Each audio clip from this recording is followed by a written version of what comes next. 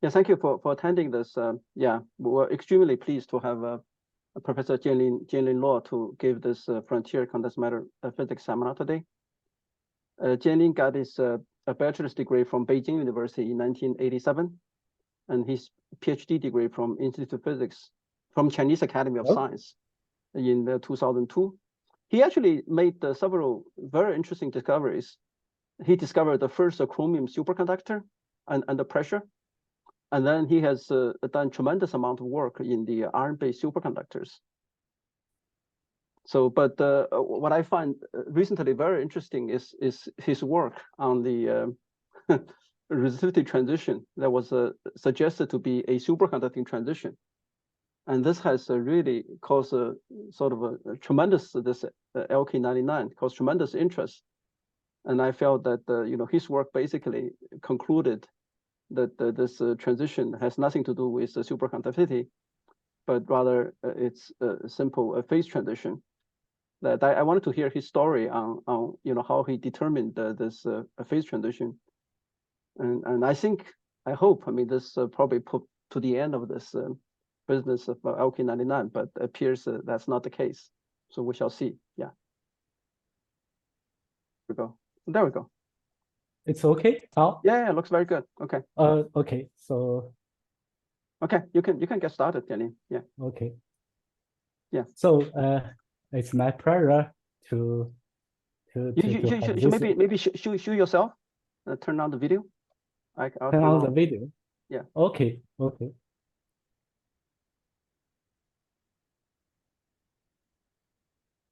Okay, you can speak. Okay. Yeah. Okay. Okay. So yeah, go ahead. Okay, so it's my pleasure to have this opportunity to report some our recent work on this LK-99. So I'm Jianlin Luo from Institute of Physics, Chinese Academy of Sciences.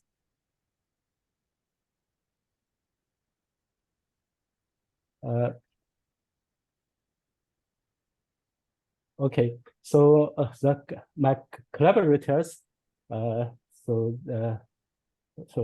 Shilin Zhu is my student who prepares the samples, and Wei Wu and Zheng Li are two young colleagues who will perform the transport and magnetization measurement. Li Zheng, we have a lot of discussions with Li Zheng, and we write the archive paper together. So the outline, first I have a brief introduction to superconductivity. Then I will tell the story of LK-99, a possible room temperature superconductor at ambient pressure. Then I will show our result, the first order transition in cupric sulfide and LK-99 containing cupric sulfide. Then I will show some following up experiments. Finally, I give a summary. So in 1908, honors scientists in Leiden University successfully liquefied the helium. You can say the temperature of liquid helium can reach below 4.2 Kelvin. In 1911, when he studied the low temperature resistance of mercury, he found its resistance suddenly dropped to 0 at around 4.2 Kelvin. This is a completely new phenomenon. He called it superconductivity. Materials with 0 resistance are called superconductors. In the following years, he discovered a number of new superconductors, including lead and tin. 2 years later, in 1913, he won the Nobel Prize for discovering superconductivity. There are another property of a superconductor is the Meissner effect. In 1933, Meissner and his student Osenfeld found magnetic field is excluded from entering a superconductor. Above Tc, the magnetic flux can pass through the material. However, below Tc, the magnetic field B is zero inside the superconductor.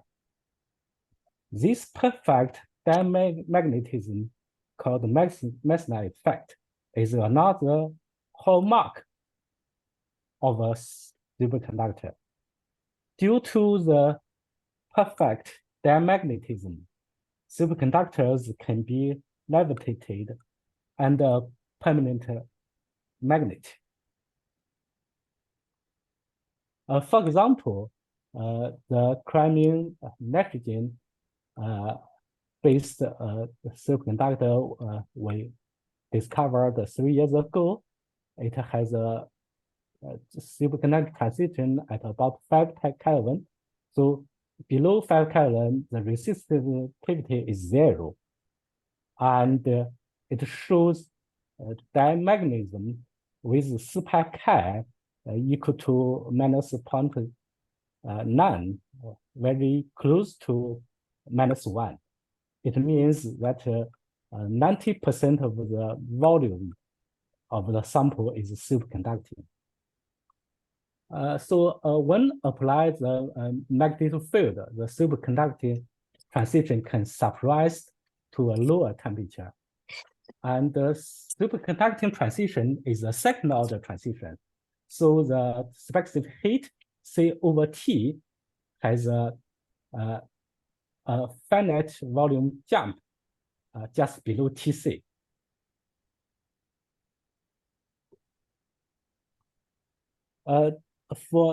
Since the discovery of first superconductor, so there's a lot of superconductors was discovered in these 100 years. Superconductivity is one of the ground state of materials. In this slide, the red one represents the elemental superconductors under the ambient pressure. The green ones shows the elemental superconductor under the high pressure, but there's still some others that is superconducting in some other forms, like a film or amorphous. So for the compounds, before 1986, the highest Tc observed in compounds is now being 3-germanium, which has a A15 type cubic structure. Bednos and Mueller discovered high Tc cuprate in 1986. Just within a very short time, the transition temperature quickly increased to above nitrogen temperature. In 2008, a Japanese scientist Hosono discovered the iron-based superconductor. In recent years, the high superconducting transition temperature superconductors is discovered in some hydrogen-rich materials. Actually, there's some typical some typical superconductors, like the first one, mercury, and this one is the first heavy fermion superconductor discovered by Frank Staglish. and the copious superconductor and the unbased superconductor and the hydrogen-rich superconductor. So recently, Wang Meng in China, we discovered a nickel-based superconductor under high pressure. This one reached as high as 80 K above the nitrogen temperature.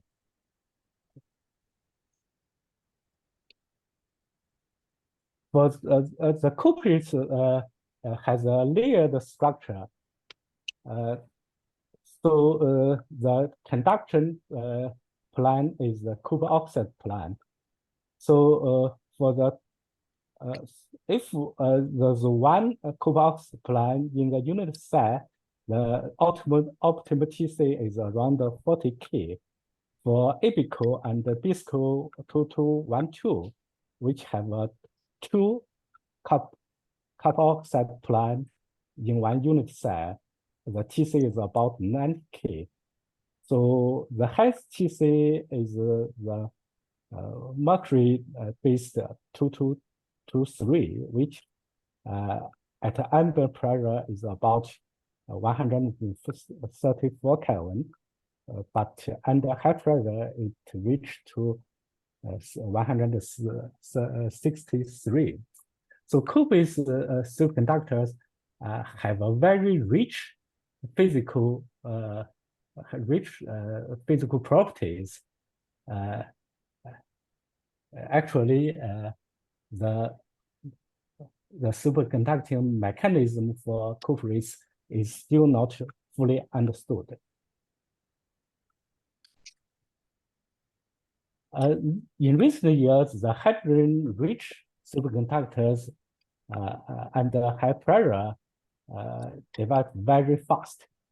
In 2015, so Emirates Group discovered that sulfur hydride under high pressure can reach TC over 200 Kelvin. And recently in National hydrogen 10, the superconductor transition is close to room temperature. But this material should need a very high pressure over 100 GPa. There are a lot of applications for superconductors, such as MRI for medical exam. Is powerful for medical exam. And the superconducting cable, which can transmit the electricity without power loss. And the superconducting maglev may be the future transport tools. And the superconducting quantum computation and the superconducting qubits. So in laboratory, we use SQUID. It's a very sensitive detector for magnetic properties, and the superconducting magnet is used in many laboratories, and also used for some big scientific facilities such as LHC and ETA project. Actually, in our laboratory, we very recently we set up a low temperature, high magnetic field quantum oscillation measurement station. We have all superconducting magnet as high as 30 Tesla. Very recently, just finished this project in July of this year, and it has a very good homogeneity. It's better than 50 ppm within 10 millimeter, and this this station now is open for scientists all over the world.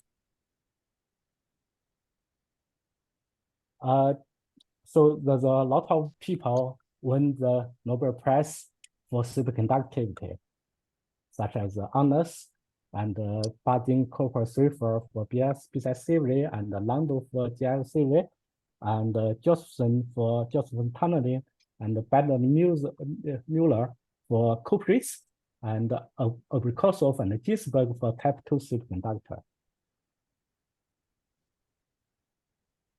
So following the UFO and identified flying objects, we use USO for the unidentified superconducting objects. Actually, in the past, people claim a lot of USOs.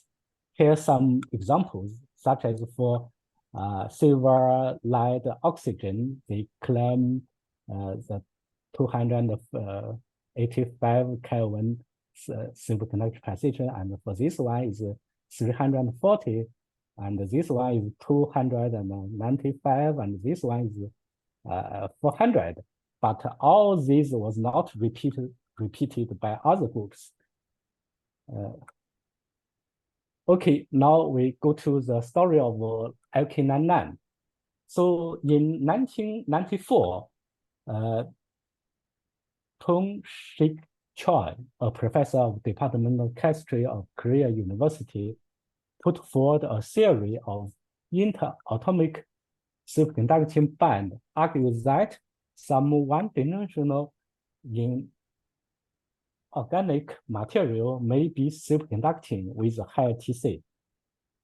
In 1999, Shukbi Lee and Juho Kim, student of Professor Choi, found a superconducting-like signal in a sample of lead apatite. The signal is very weak. Later, they named this material LK-99. So L and the K is the first letter of his the family name Lee and Kim. 99 is discovered in this signal in 1999. In 2017, before the Tong-Shik Choi passed away, he told Lee and Kim to continue their research. Later, Yang Wan Kwan, a professor at Korea University, joined the research team. In this year, from 2018 to 2022, the phenomena of the superconducting-like signal reappeared, and after more than 1,000 times of experiments, so the repeatable experimental results was finally obtained. During this period, Yun Tak Kim, a professor at the College of William and Mary in United States, joined the team. In this year, they applied a patent in March. In April, one article written in Korean was published in Journal of Korean Crystal Growth and Crystal Technology. On July 22, two articles was posted on arXiv. So this is the first paper appeared in Journal of Korean Crystal Growth and Crystal Technology. The title of this paper is Consideration for the Development of Room Temperature Ambient Pressure Superconductors. In the abstract of this paper, they claimed the discovery of the world's first superconducting material surpassing the critical temperature of 97 centigrade at atmosphere pressure. Because this paper was written in Korea and the field of scientists of superconductivity don't know these magazines, so almost no one knows their result at that time. In July 22, they posted 2 papers on arXiv. The title of the first paper is "The First Room Temperature Ambient Pressure Superconductor," and the second paper is "Superconductor of Light Patent Showing Levitation at Room Temperature and Atmosphere Pressure and Mechanism." So the authors of these 2 papers is not the same. The first 2 authors is the same, but the rest authors is not the same. So the second paper seems have more experimental details and more theoretical analysis. Actually, the news of LK-99 immediately attract worldwide attentions. So Science and Nature magazines, many social media report the breaking news and following the development of these events. Especially the stocks shares of some companies related to the superconductors are also greatly affected, both in United States and in China, maybe in other countries. So the structure of LK-99 has a orthogonal P663 structure with space group number 176. So the parent lead peptide can be described in terms of the lead phosphorus oxygen framework with tunnels lead that's 6 oxygen running along the orthogonal axis. In that paper, they argue in C direction, the conduction path. So like the one-dimensional as they described in that theory. This slide is the most important result in the 2 papers. So the first one is magnetization measurement.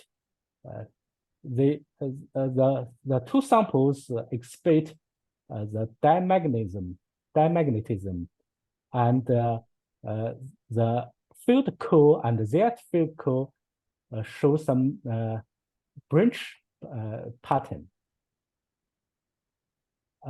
Again, the materials show some partial levitation on a permanent magnet.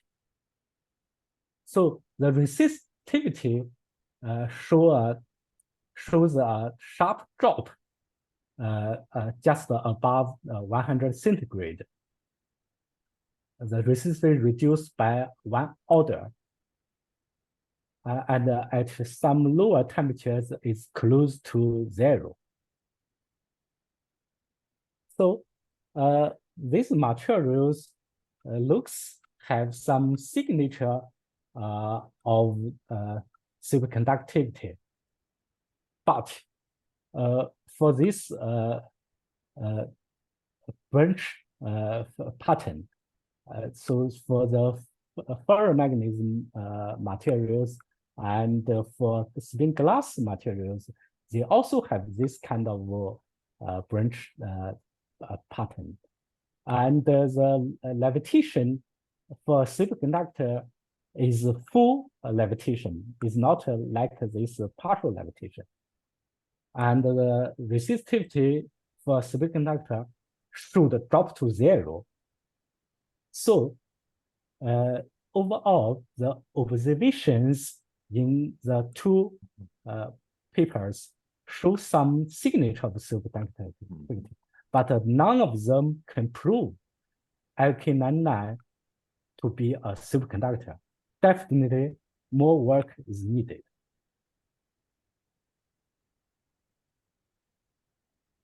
So in July 31,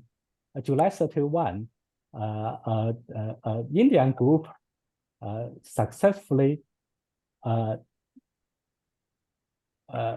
standardized the LK-99 sample, but the sample doesn't show levitation. Again, they measured the magnetization and found it shows the paramagnetism. In the same day, in Beihang University in Beijing, they also successfully prepared the LK-99 materials, but this material has show a very insulating property with a very high resistivity. Again, they didn't show the levitation, and also the magnetization shows the paramagnetism. The following groups, several groups, successfully obtained the half levitation properties, include the one from Wuhan, China, and one from Peking University, and one from Manchester University, UK. Especially for the Peking University, they measured the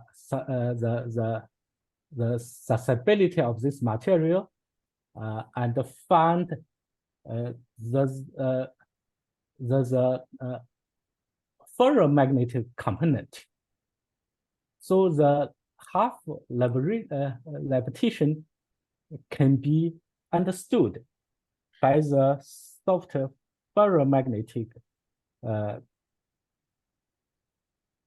observed in the experiment. They argue this caused by a magnetic torque rather than a net lifting force from the diamagnetic property. Actually, in August 2nd, the Korean Society of Superconductivity and cryogenic committee formed a verification committee. After discussion, they conclude that the data presented in the two papers and public available videos do not support the claim that LK-99 is a room temperature superconductor. There are a lot of theoretical and band calculation works on the archive. Most of them related to the flat band may associated with superconductivity.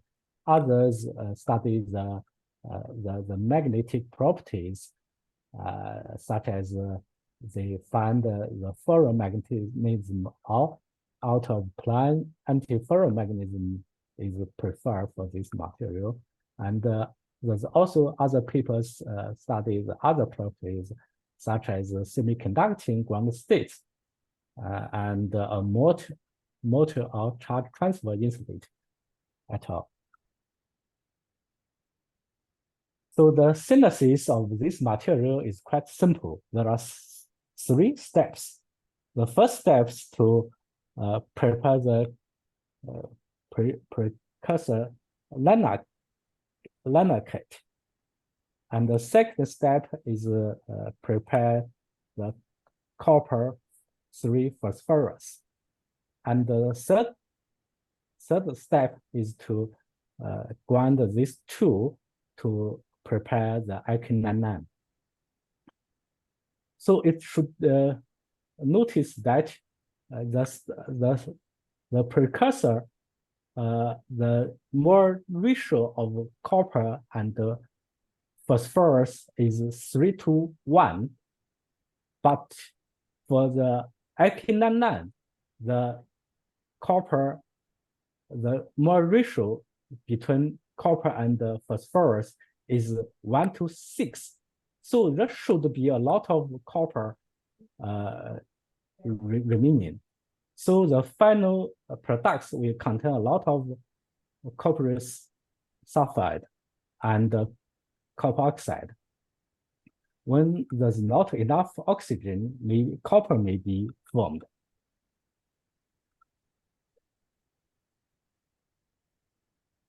So we have been working on superconductor exploration for quite a long time and found a number of new superconductors in the past few years.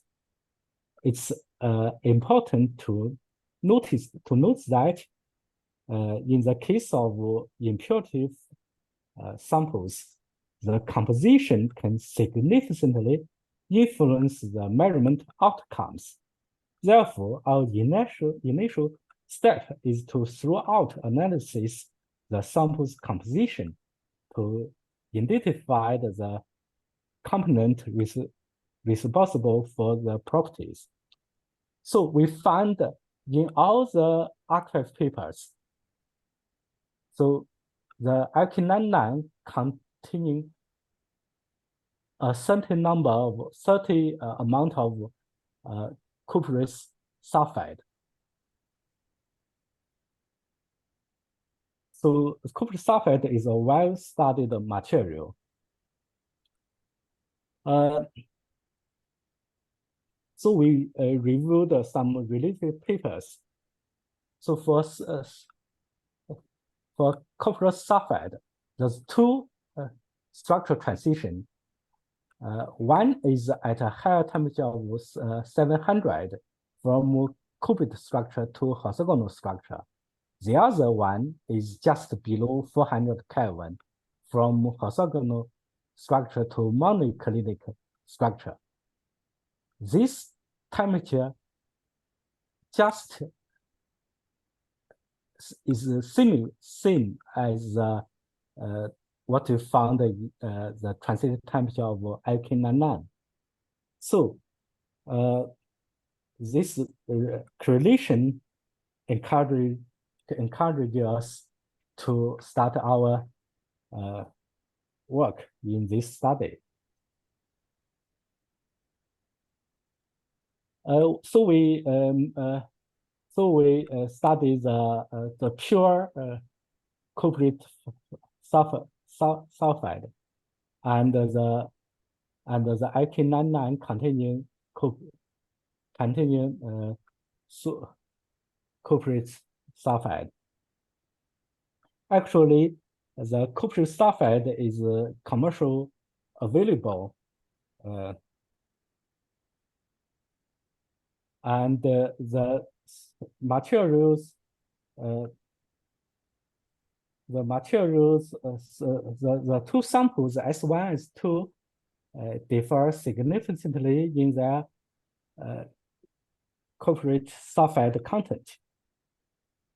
So the cupric content in the final products can affect by annealing the precursor of lanthanide in either air or vacuum. In case of sample 1, S1, the precursor was annealed in vacuum, but sample 2 was in air. So from the XRD, we can see that for sample one, the mean phase is LK-99, and the cupric sulfide has a very small peak. So we estimate there's about 5% of cupric sulfide in sample one.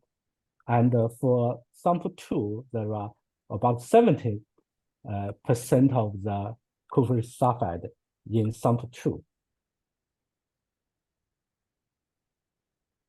So this is the resistivity of pure cupric sulfide. We can see a sharp drop in resistivity from about 14 to 0.006 ohm centimeter, about 3 to 4 order of drop in resistivity. And the transition temperature is about 385, is very close to the transition temperature of LK-99. So in the log scale, we can see below the transition temperature, the resistivity has a non-zero volume. And with decreasing temperature, it increases, showing a semiconducting behavior. And there's a pronounced thermal hysteresis about 13 Kelvin. This is a signature of first order transition. So given the sharp drop in resistivity by 3 to 4 orders of magnitude, and the non-zero resistance and phase transition temperature similar to LK-99. So our results strongly suggested that the superconductivity-like behavior in LK-99 reported by Korea group is caused by the structural transition of its impurity copper sulfide. To verify this, we measure the resistivity of S1 and S2. For S2, which have a large amount of copper sulfide, it shows a sharp drop in resistivity. And again, we can see the thermal hysteresis and at the transition temperature of about 370.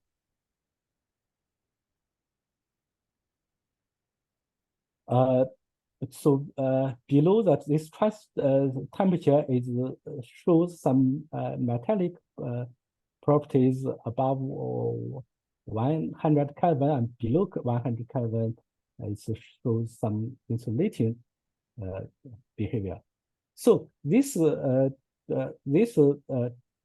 transition is very similar to that observed by the Korea groups. But for S1, we can also see this structural transition.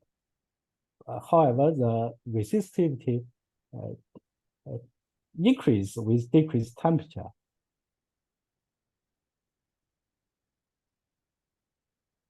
So the susceptibility of sample 2 shows a diamagnetism from the susceptibility measurement and the magnetization measurement. So we can also observe a drop in susceptibility around 370 Kelvin, and also shows thermal hysteresis, and this is a signature of structure transition.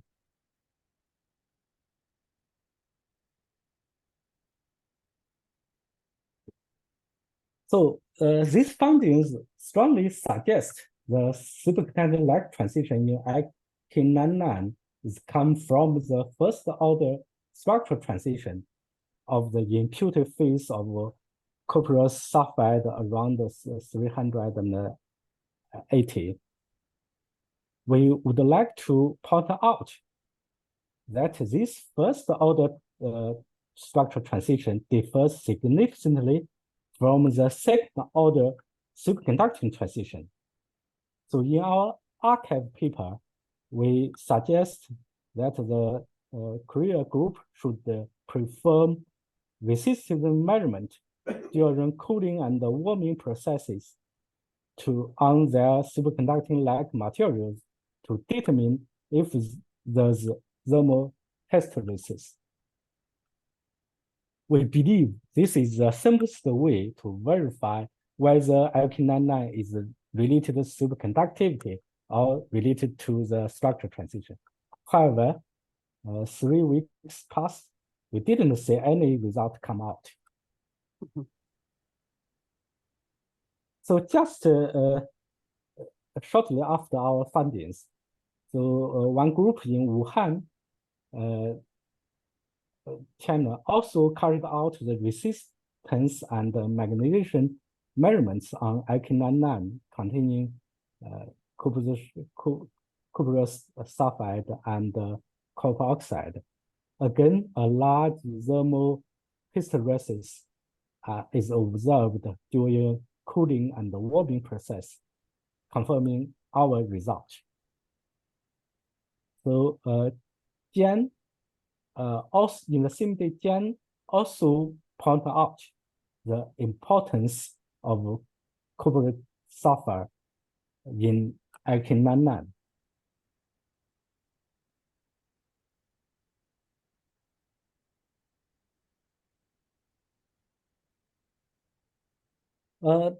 Actually, in the same day, August 9th, there's a very the scientists in Europe and Princeton University, they write a very long, interesting paper. In that paper, they argue that LK-99 is a multi-phase material, at least 3 phases with humanly different properties, including the cuprous sulfide. Again, they also obtain a single crystal larger than 100 micrometer, and doing the single crystal X-ray diffraction, and found its structure is lab apartheid, similar to this one. And this material is transparent. It's a highly insulating one. It's nothing to do with superconductivity. So they also do some AB initial conclusions and find that copper dominant flat band are atomically localized. It is unlikely that starch bands can support a strong superfluidity. Due to the flat band, the localized nature, they argue the ferromagnetism seems to be the preferred configuration of LK-99.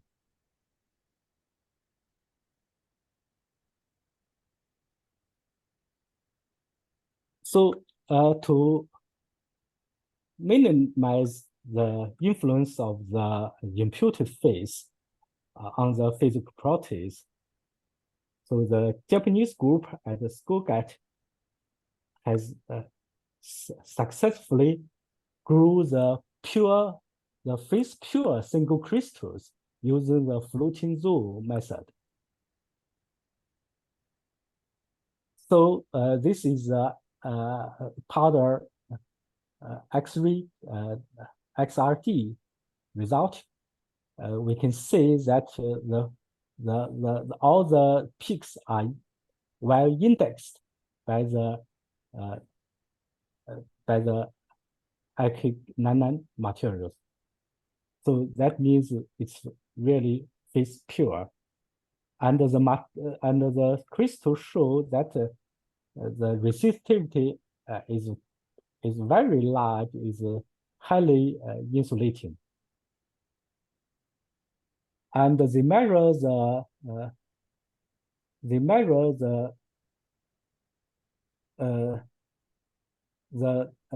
magnetization and find it shows the diamagnetism. However, when they apply the small field, they find a ferromagnetic properties of this material. So after subtract the diamagnetism background, they find even up to 800 Kelvin, the material, there's a ferromagnetism component in the material. So, and this signal is changed with time. So they argue there could be some glass behavior in this material, and they argue this ferromagnetism may come from the inhomogeneous distribution of copper in the material, in the sample. So all the experiments show that LK-99 is not a superconductor. So the Dan Nature News, the title is LK-99 isn't a superconductor. How science solve the majority mystery. And they also write our result. The second sample's resistivity plugged near 112 centigrade, closely matching the South Korea's team's observations. That was the moment where I say, well, obviously, that's what made them think this was a superconductor.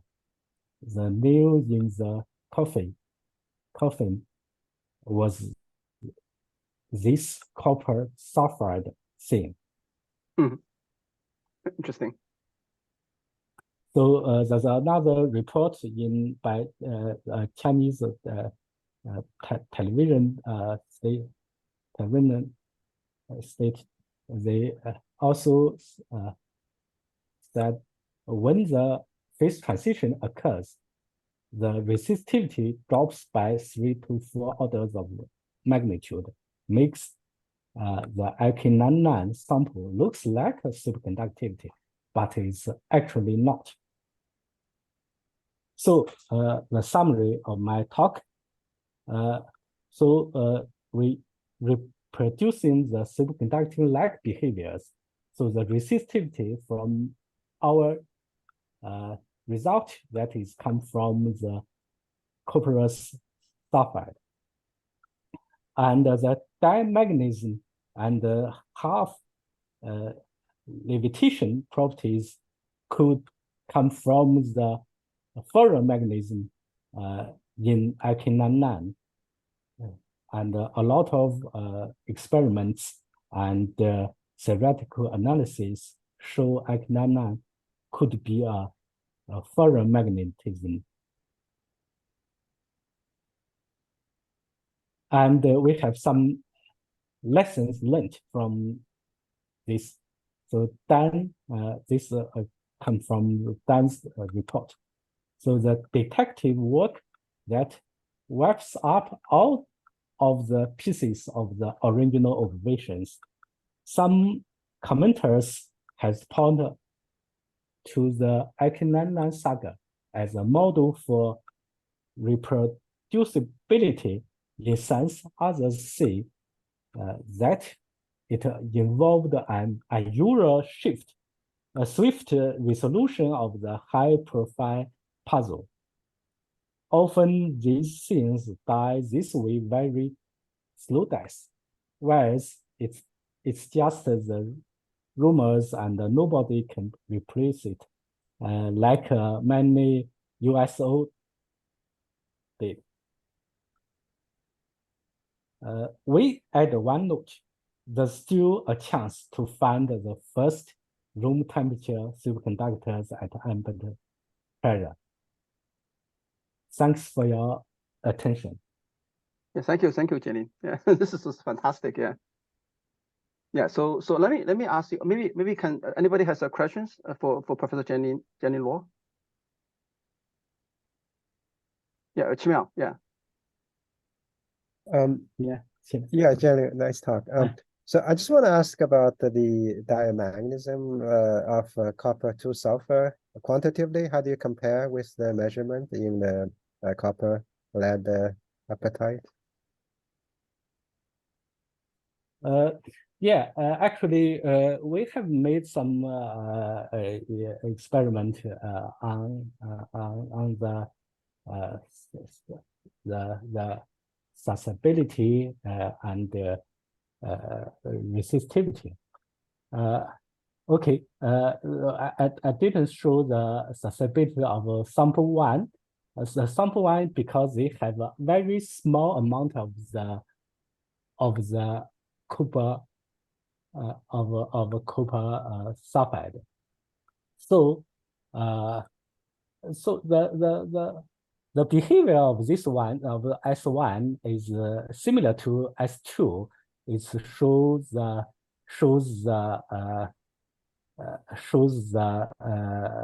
diamagnetism, and the quantity of diamagnetism is very close to copper sulfide. Yeah, this one is -2 times 10⁻⁶, and for the sample 2 is all is similar. We can go to the susceptibility of this one is less than that. Okay. Okay. Thanks. Could I please. I had a question about exactly the same thing, actually. Have you simply calculated what the diamagnetic susceptibility would be for the, the atomic susceptibilities of the components? It is of this order of magnitude, right? Yeah, I didn't calculate the absolute volume. It should be some minus 10 to -4, something like that. Oh, I thought 10 to the -6 or so. No. But this is the unit of this one is just this. So for this one, it's close to I think is I didn't do that. I think it's about 10 to -4. So actually, for the single crystals, they actually calculate that the susceptibility of this one, I think, is close to -1.4 times 10 to -4. I see. Okay, so this susceptibility is even a lot less. Yes, which is strange, actually. Yeah, but that's that may right. be due to the ferromagnetic component, huh? Yeah, it's close to the bismuth. Yeah. Yeah, but Jianlin, I mean, what's the evidence for ferromagnetism in the pure, LK-99? The pure LK-99. So you can see here, after subtract the background, the diamagnetic background, you can see here. Yeah, but I mean, I want to know the Curie. I mean, if it's a ferromagnetic, then there has to be a Curie temperature, right? What is the Curie temperature? Oh, they just measure up to 800. So you can see this 800 Kelvin still is ferromagnetism. Wow. So they didn't measure to higher temperature. But what would the spin of copper be?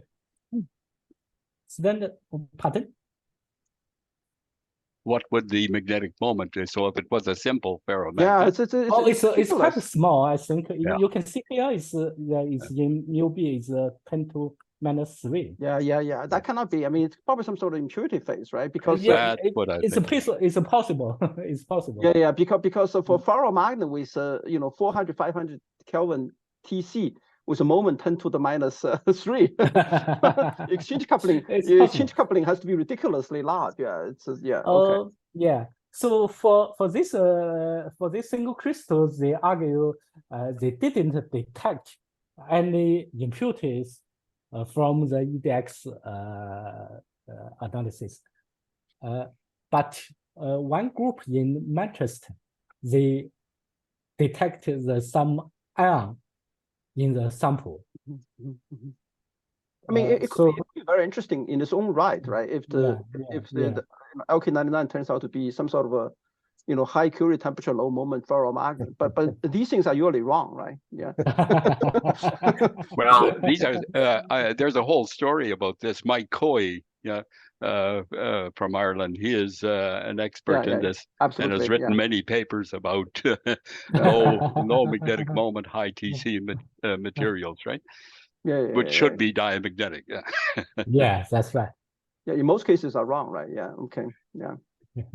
That's right. So I mean, Jianlin, I want to ask you also for your compound, copper sulfur. I mean, so copper, that's an insulator, right? In that case, copper is what? Yeah. Copper has no moment. Not insulated. So it shows some insulating behavior, but the resistivity is not so low. It's I see. It's belong to a metal. I mean, copper should be full CSI. Yeah. Is the structure similar to Cu2O, which is a very famous semiconductor, actually, where the copper is monovalent, right? Copper is D10. Yeah, so it has that's no right. moment. But so exposed in air, so maybe some copper was conformed copper oxide. So there's some deficient of copper. So that introduce some whole carriers to improve the conductivity. Cu2O is a semiconductor, right, with a gap of about, I think, 1.80 ATD. Yes. Yes, but Cu2S, is it the same sort of structure, or is it very different? So for this one, I'm not I'm not checking if it is the same structure with it's a monoclinic. I don't know the Cu2O is not monoclinic, but it could be a distorted structure of of the basic maybe structure. It's similar, I mean, the valence count is the same. Yeah. The valence is the same. It's a valence, but for this one, usually the copper is deficient, so there's some copper vacancy in this material. See that. So Chris Holmes said the copper oxide is also monoclinic. Yeah. Chris, we want copper too. Maybe. I see. Yeah. So then, but after your paper, Jianlin, I mean, people still claim. I still see report claiming that the LK-99 is a potentially a room temperature superconductor. I mean, what's your comment on? What's your comment on that? So You stand by So your paper, as right? no word to say. So our yeah. experiment is very clear. So the transition is from the structural transition, not a superconductor. Yeah. Yeah, very interesting. I mean, yeah, you solve basically a puzzle. I mean, that's why, you know, I thought people are, you know, gung ho on this. I think your paper basically killed the field, killed the small. Unfortunately or fortunately. So okay, there's almost no paper on this subject now. Yeah. Okay, so any other question for Jianlin? Yeah. Okay, yeah. If not, yeah. Thank you so much, Jianlin. Yeah.